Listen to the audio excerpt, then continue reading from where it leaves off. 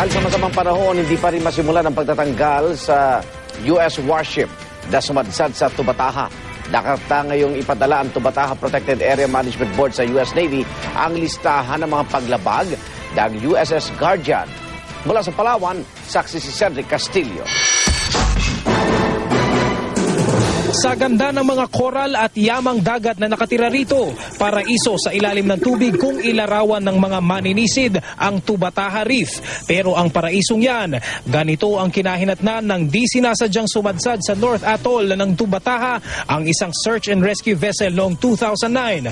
At sa iba pang pagkakataong tinamaan ito ng mga sasakyang pandagat tulad ng barko ng environmental group na Greenpeace noong 2005. Ngayon, pinangangambahang mas malala pa rito ang magiging pinsala sa Tubataha sa laki ng bahagi ng USS Guardian na sumampa sa mga bahura o koral.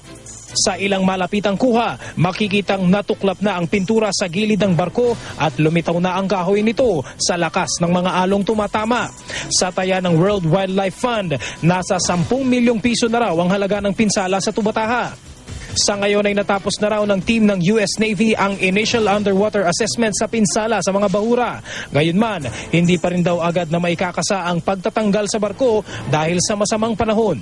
Kahapon, they were able to come aboard yung US Navy assessment team.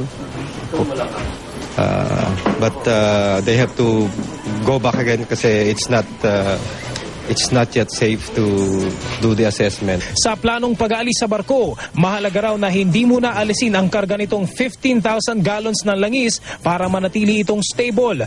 Mungkahi ng Coast Guard, iangat ang barko gamit ang crane mula sa isang mas malaking vessel hanggang makarating sa mas malalim na tubig bago ito hilahin.